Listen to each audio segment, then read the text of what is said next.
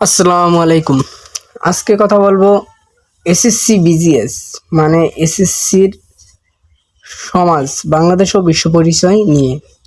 SSC সমাজে অনেক ছাত্রছাত্রীটি এ plus miss হয়ে যায়, কারণ তারা সৃজনশীল আনসার করলে কীভাবে 10-এ 10 পায় সেটা জানে না। আজকে আমি এই ভিডিওটার মাধ্যমে দেখাবো কিভাবে একটা সৃজনশীলে 10-এ 10 মার্ক পাওয়া যায়। এর ভিতরে 16টা অধ্যায় আছে সমাজে, তার ভিতরে প্রথম 2টা অধ্যায়, তবে এখান থেকে অ্যান্সার করলে ভালো নাম্বার তোলা যায় না, বাট 3 থেকে 4 এই চ্যাপ্টারগুলোতে যেরকম আছে ম্যাথ, 3 চ্যাপ্টারে ম্যাথ আছে, বাট 4 পাশে হিউজ পরিমাণ চিত্র দেওয়া যায়। চিত্র আর ম্যাথ দিয়ে এখান থেকে আমরা ভালো নাম্বার উঠাতে পারি। তারপরে 6 থেকে 16 পর্যন্ত এখান থেকে আমরা রেখাচিত্র এবং পয়েন্ট করে লেখে এবং পার্থক্য চাইলে ছক করে লেখে আমরা সৃজনশীলে 10-এ 10 উঠাতে পারি। এখন সেই টিপস অ্যান্ড টেকনিকগুলোই আমি বলবো। এখন বিজিএস এর জন্য মোস্ট মোস্ট মোস্ট ইম্পর্টেন্ট চিত্রটা হলো বাংলাদেশের মানচিত্র। এটা আমি আপনাদের এক নজর এঁকে দেখানো টেকনিকটা শিখিয়ে দিচ্ছি। এটা আপনাদের প্র্যাকটিস করে তারপরেই যাইতে হবে পরীক্ষার হলে। এটা 4 এবং 5 নাম্বার অধ্যায়ের জন্য প্রচুর প্রচুর গুরুত্বপূর্ণ। দেখুন, প্রথমত এরকম একটা কালিছাড়া নষ্ট কলম নেবেন। যারা চিত্র আঁকতে একটু দুর্বল তারা কি করবেন, এই যে আমার মতো এভাবে একটা,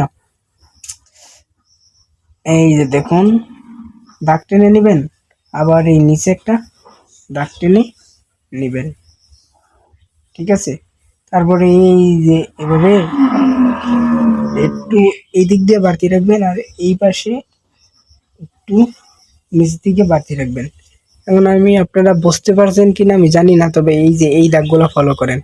দেখুন এই যে এই যে এরকম শেপটা দেওয়ার চেষ্টা করবেন। এখন আমি যা যা করি দেখুন, এই এখানে একটা পয়েন্ট, এখানে একটা পয়েন্ট, ঠিক আছে? এখন দেখুন এই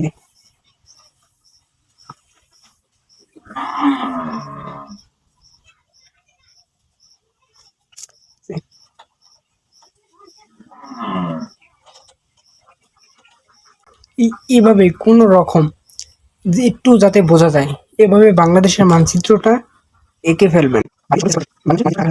আপনি সৃজনশীলে খুব দ্রুত আঁকার চেষ্টা করবেন। বেশি হলে 30 সেকেন্ড সময় নেবেন, একেবারে বেশি হলে 30 সেকেন্ডের ভিতরে আপনার এটা এঁকে শেষ করতে হবে। এভাবে কোনো রকম জাস্ট একটু বোঝা যায়। এখন আমার বোঝার সুবিধাতে আমি একটা চিত্র দিয়েই বাকি সব কীভাবে সৃজনশীল আনসার করবেন সব আপনাদের দেখাবো। এই যে আপনারা দেখতে থাকুন।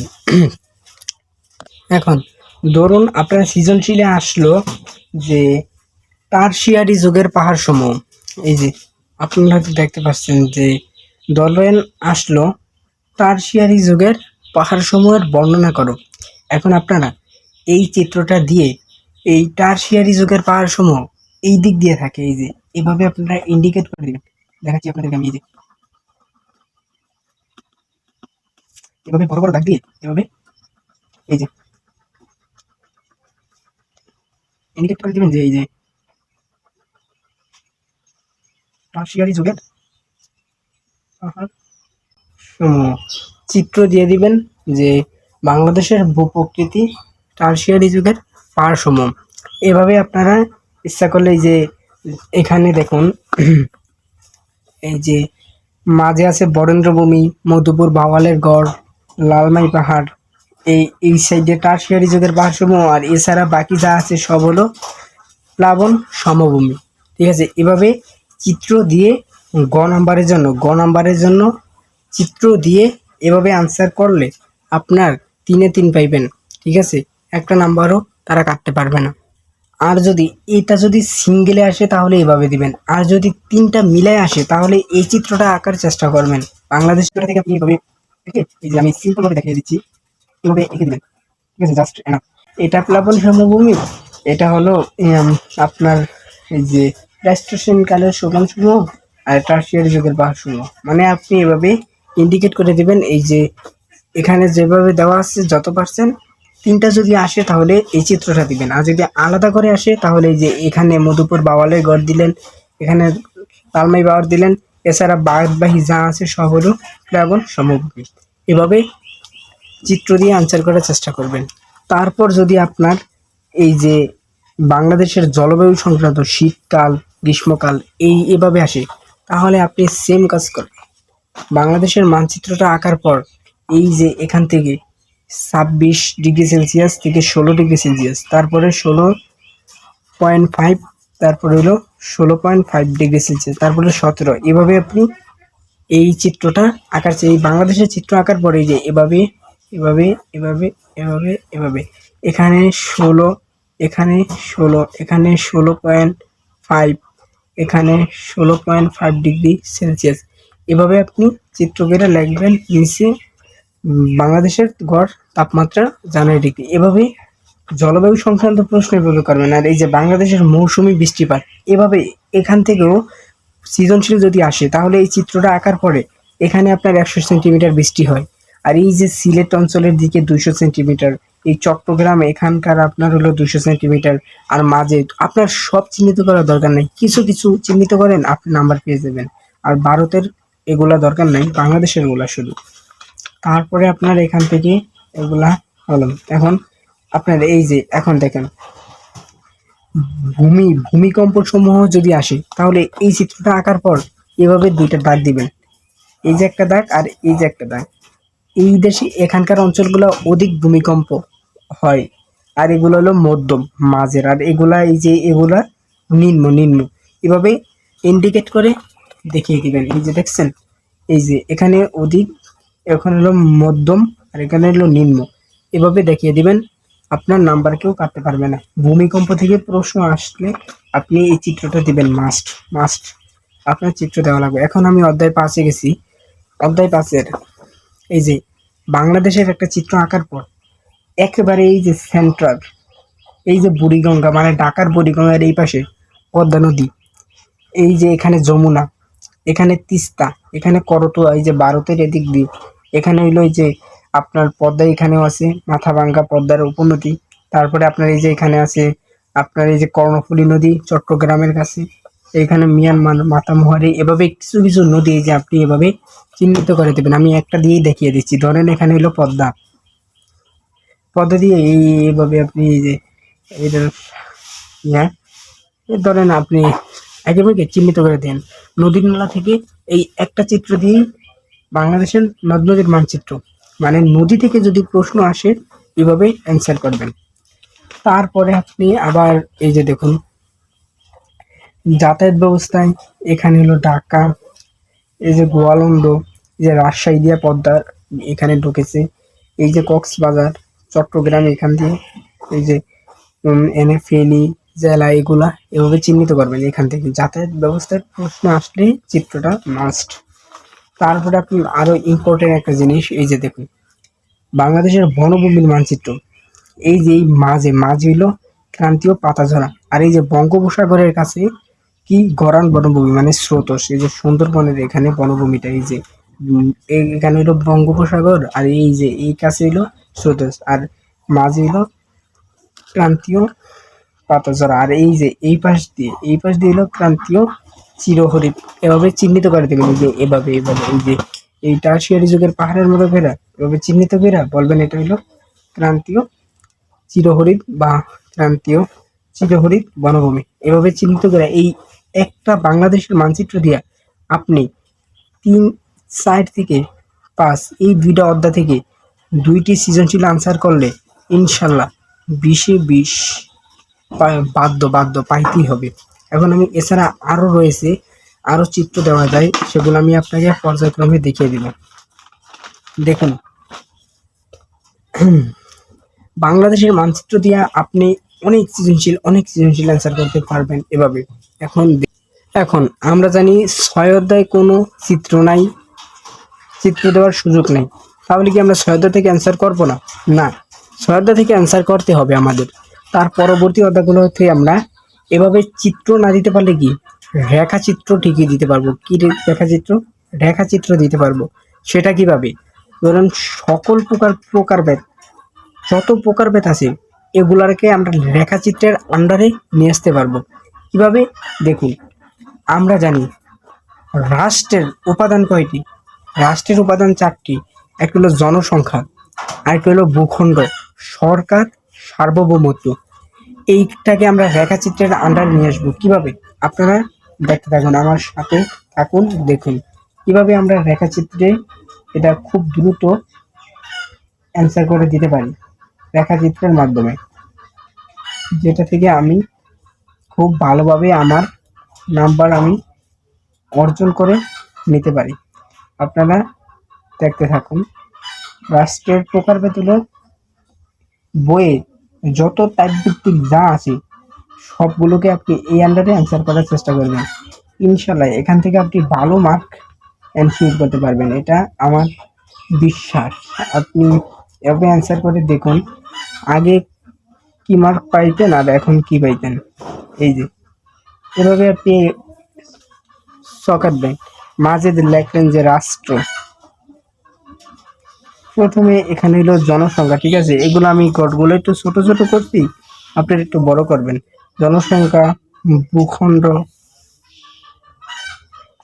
সরকার, আর এখানে হলো সার্বভৌমত্ব। এবার লেখার পরে দেবেন চিত্র, রেখাচিত্রে রাষ্ট্রের উপাদানের মানে বা আপনি যেটা রাষ্ট্রের উপাদানের রেখাচিত্র কি দিতে পারেন? রাষ্ট্রের উপাদানের রেখাচিত্র, রাষ্ট্রের উপাদানের রেখাচিত্র, জাস্ট শেষ। এভাবে আপনি কতভাবে আপনার রেখাচিত্র দিয়ে আপনি অ্যান্সার করতে পারবেন তা আপনি নিজেও ভাবতে পারবেন না। তবে আমি এবার দেখাই দিলাম। এখন বইয়ে যত প্রকারভেদ আছে এভাবে আপনি রেখাচিত্র দিয়ে অ্যান্সার করবেন। এখন রেখাচিত্রটাকে একটু ডিফারেন্স ভাবে আপনি উপস্থাপন করতে পারেন। সেটা কিভাবে? দেখুন, আইনের উৎস 6টি, এটা কিন্তু একটা প্রকারভেদ। এটাকে আপনি ইচ্ছা করলে এভাবে এভাবে অ্যান্সার করতে পারেন, অথবা আপনি একটু ডিফারেন্ট ভাবে অ্যান্সার করতে পারেন। কিভাবে? এখানে লিখলেন আপনি আইন, আইন লিখলেন, ঠিক আছে?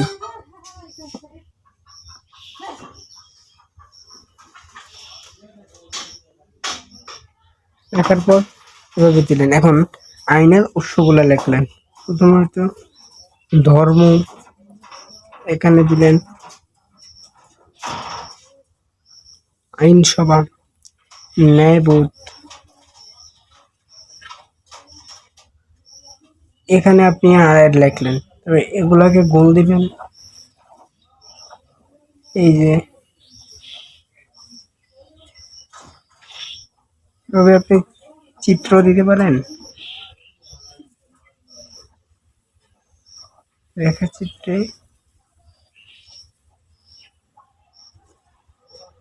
আইনের উৎস।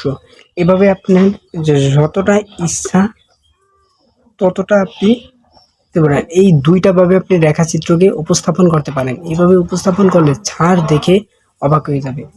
এখন আমি আপনাদের রেখাচিত্র দেখাইলাম, এখন আর কিছু চিত্র আছে আমাদের চ্যাপ্টার 3-তে, সেগুলো আপনি ইচ্ছা করলে এভাবে দিয়ে আপনি অ্যান্সার করার প্রবাবিলিটা অনেক মানে বেশি নাম্বার পাওয়ার প্রবাবিলিটা বাড়াইতে পারেন। যদি কোনো সৌরজগৎ সম্পর্কে যদি আপনার কোনো আসে, তাহলে আপনি এই যে এভাবে আমার মতো বৃত্ত আঁকবেন, কয়টা? 8টা আঁকবেন। আঁকার পরে একেবারে সেন্টার মাঝে কি সূর্য, তারপরে এখানে দিলেন আপনি বুধ গ্রহ, এভাবে দিলেন। এভাবে করতে করতে করতে করতে এই যে এভাবে বুধ, শুক্র, পৃথিবী, বৃহস্পতি, শনি, রবি, এভাবে দিয়ে সৌরজগৎ, এই চিত্রটা আঁকার চেষ্টা করবেন। এভাবে দিবেন যদি আসে। তারপরে আপনি এটা যাওয়ার পরে ভূ অভ্যন্তরের গঠন যদি আসে, তাহলে এই যে দেখুন, যদি আপনার এভাবে ভূ অভ্যন্তরের গঠন আসে তাহলে এই চিত্রটা আপনার মাস্ট দিতে হবে। কিভাবে? আমি দেখিয়ে দিচ্ছি। এভাবে 3টি ভাগ করবেন এটাকে। একটু এটা আঁকার পর এই যে একটা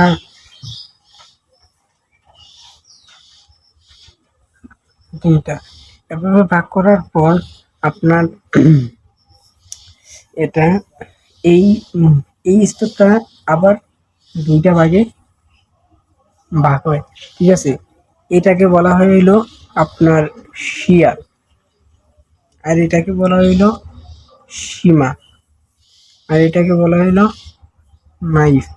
এখন এটার রেঞ্জ দিবেন, এটার রেঞ্জ, এটার ওগুলা কতটুকু বিস্তৃতি, এই যে বই থেকে দেখে 64 কিলোমিটার, 2885 কিলোমিটার, এভাবে আপনি দিয়ে দিবেন।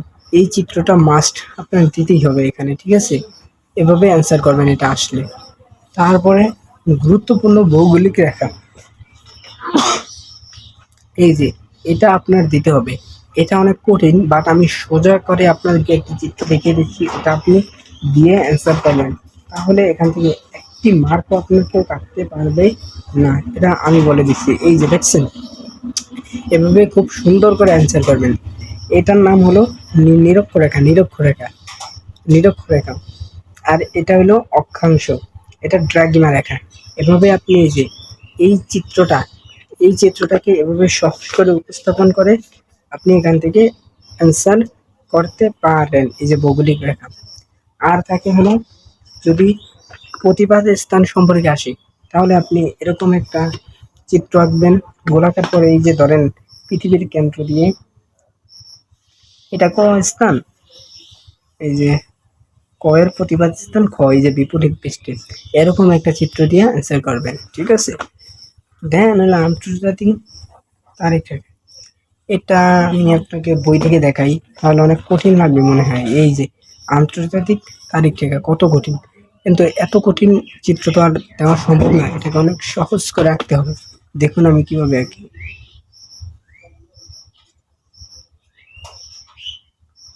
এভাবে দিলাম, ঠিক আছে।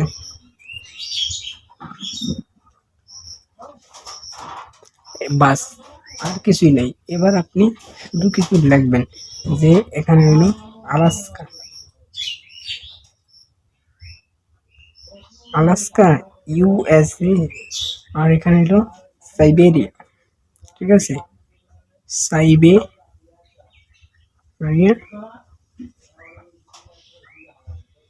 রাশিয়া।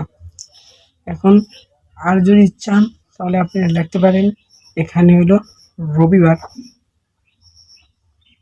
আর এখানে সোমবার। এই জাস্ট আন্তর্জাতিক তারিখ রেখা আসলে এই চিত্রটা দিয়ে অ্যান্সার করবেন। এই যে এই কঠিন চিত্রটাকে এত সোজাভাবে আপনাদের বুঝিয়ে দিলাম।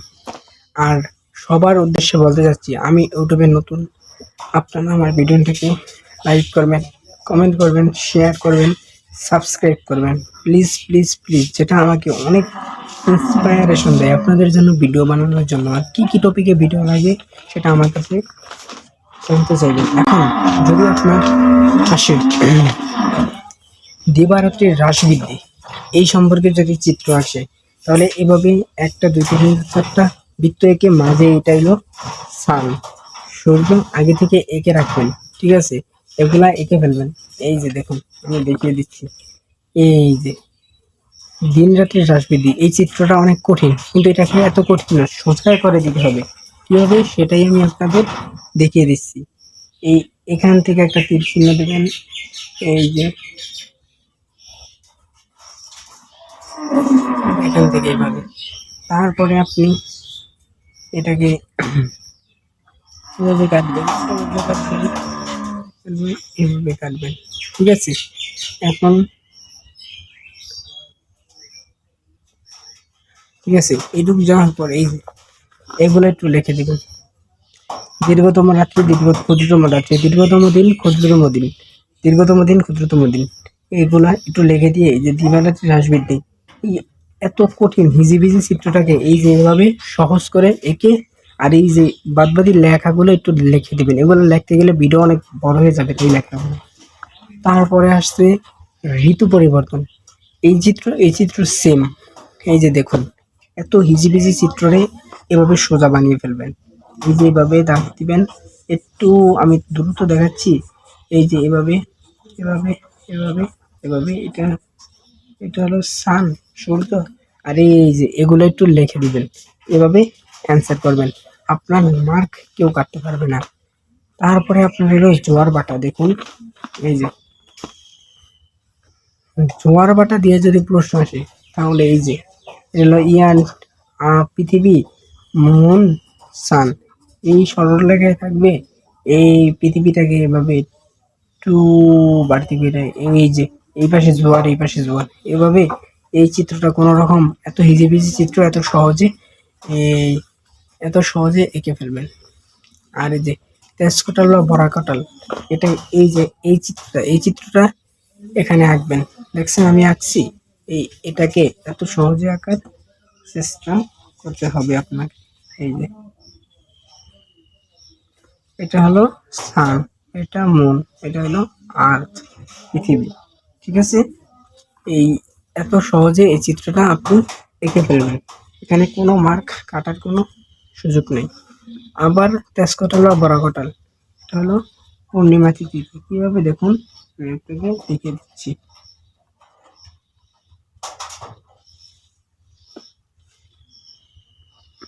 এই যে ঠিক আছে, এটা হলো সান, এটা হলো আর্থ, এটা হলো মুন।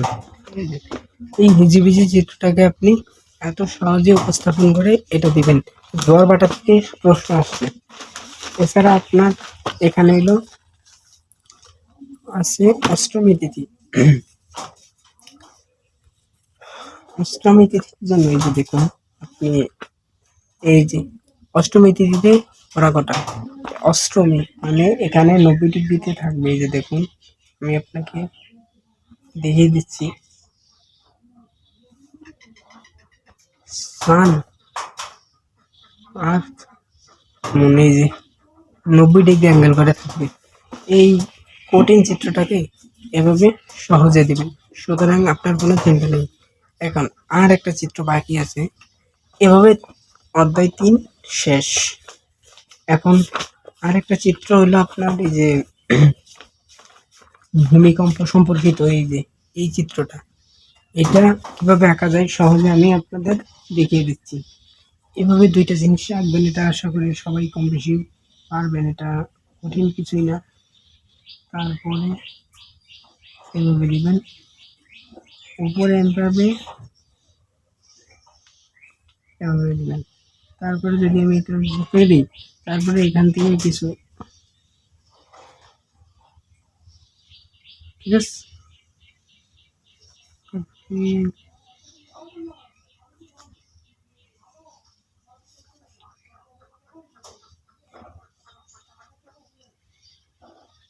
এই যে ঠিক আছে, এভাবে দিবেন। আর ইন্ডিকেটটা বই থেকে দেখে নেবেন, এটা হলো কেন্দ্র, এই উপকেন্দ্র, এভাবে অ্যান্সার করবেন। আশা করি যদি আপনি এগুলা ফলো করতে পারেন, মানে 60টা সৃজনশীল অ্যান্সার করা লাগে, এর ভিতরে চিত্র দেন, ম্যাথ আছে, ম্যাথ দেন, রেখাচিত্র দেন, পয়েন্ট করে, এই যে পয়েন্ট করে, এভাবে যদি পয়েন্ট করে অথবা এই যে ছক আকারে পার্থক্য করে লেখেন, তাহলে A+ আপনি ইনশাল্লাহ আপনার A+ থাকবে।